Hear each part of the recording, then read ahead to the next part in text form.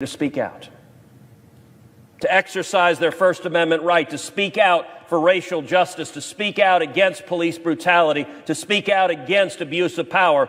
All of that is legitimate. All of that's protected by the Constitution. But then we saw things take an ominous turn, a dangerous turn. What for some was legitimate First Amendment speech, speaking out for justice, became co-opted, became taken over by violent, criminal radicals. Now let's be clear, because so much of the news media does not like clarity in this regard.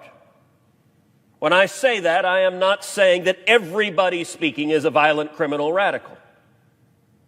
Indeed, there are a great many people speaking out whose heart cries for justice, cries for the justice that has been the many centuries-long journey of this country. But there are radicals who cynically took advantage of these protests to sow division, to sow fear, to engage in murder, to engage in violent assaults, to engage in looting, to engage in theft, to engage in intimidation, to engage in fear. The First Amendment protects your right to speak. The First Amendment protects your right to peaceably protest. But none of us have a right to violently assault another person. None of us have a right to murder another person. None of us have a right to burn the cars of police officers, to shatter the shop windows of shops throughout this country,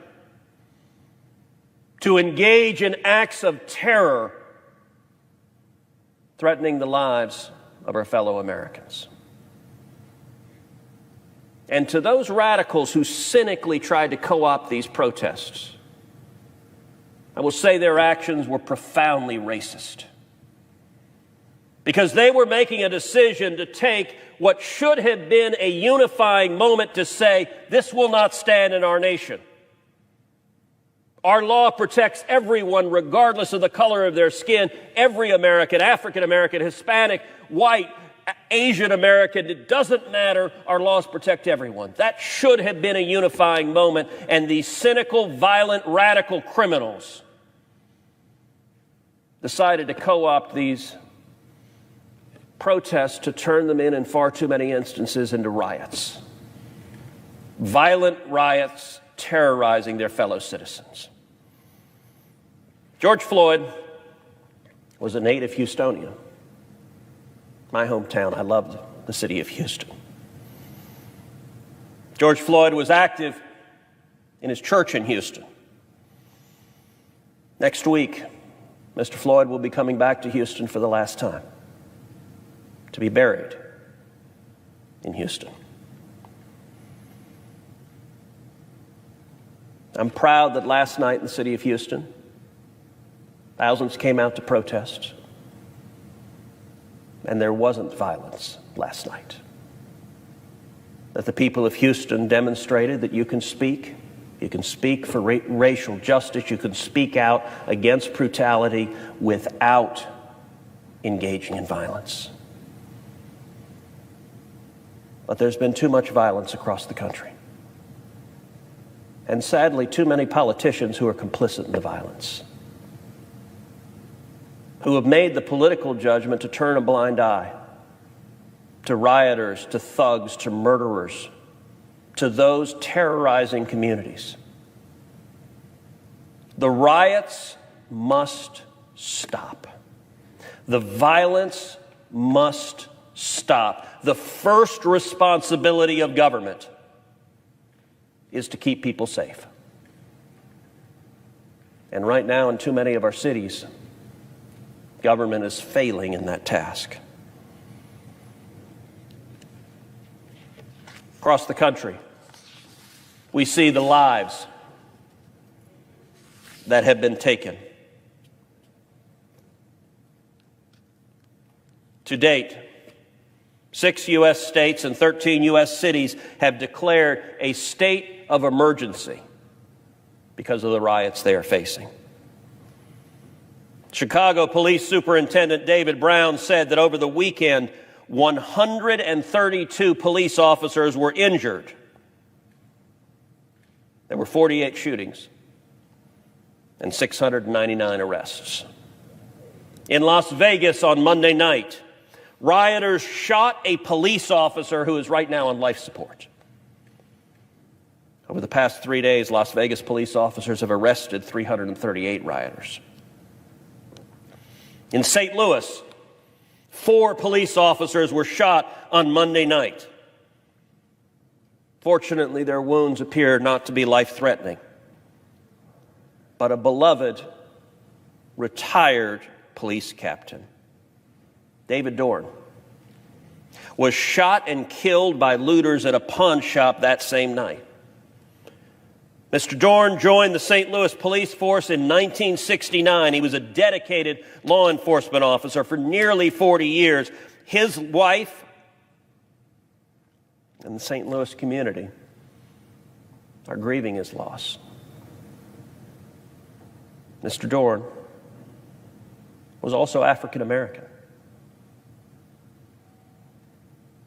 The phrase Black Lives Matter has become fraught with politics. It is absolutely true that Black Lives matter. We should be horrified at what happened to George Floyd.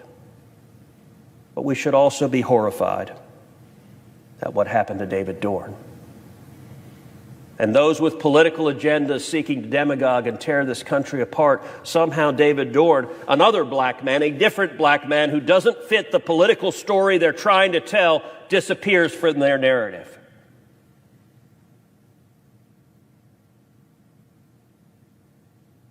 It has become politically controversial to make a statement that every life matters.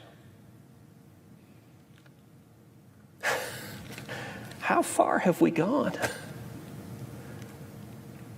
Our country was founded on that proposition. The Declaration of Independence tells us we hold these truths to be self-evident, that all men, not some men, not just white men or white women, but all men of every race, of every creed, of every religion are created equal and are endowed by their Creator by certain unalienable rights, that among them are the right to life, liberty, and the pursuit of happiness. Now, our country has not always delivered on that promise for every American. But that is the journey we have traveled towards that vision. And Madam President, David Dorn's life matters. And for every reporter fanning up division who doesn't stop to honor David Dorn, shame on you. His life mattered, and he didn't need to be murdered by violent looters exploiting the tensions and division. During protests Monday night in Buffalo, New York, 3 police officers were run over by a car, breaking a leg and shattering the pelvis of one of the officers. In New York City, almost 2,000 people have been arrested since the rioting started, and 700 people were arrested just on Monday night. At least 2 New York City police officers have been hit by cars on Monday, and nearly 50 New York Police Department officers have been injured since the protests began. In Salt Lake City, 21 police officers have been injured over the weekend, including an officer who was hit in the head with a bat. On Sunday, during the riot that took place outside the White House, when the historic St. John's Church was burned, when arsonists burned the church, 14 Secret Service agents were injured. In San Francisco over the weekend, at least 20 fires were set. 33 people were arrested for looting, and 2 police officers were attacked. And on Friday night, David Patrick Underwood, an officer in the Department of Homeland Security, was shot and killed during protests in Oakland, California. And Madam President, David Patrick Underwood, like David Dorn, was African American. George Floyd's life matters. So does David Dorn's. So does David Patrick Underwood's.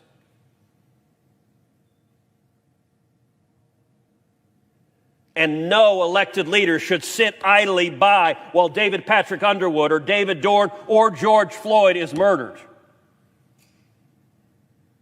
If Black lives matter, then all Black lives matter, not just those that are politically convenient for politicians. It's been reported that at least 25 cities in the United States have seen deadly, destructive riots in the last week.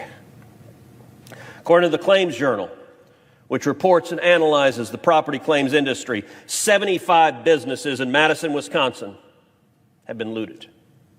50 businesses in Seattle, 50 businesses in Pittsburgh, and 45 properties in Chicago have suffered damages. In New York City, iconic stores up and down Broadway and Fifth Avenue have been vandalized and looted. In Atlanta, everything from big box stores to small businesses have been destroyed, looted, damaged. In Atlanta, a Black-owned small business, a clothing store, was completely looted in the wee hours of the Saturday morning. To store owner Chris Shelby, the loss was devastating.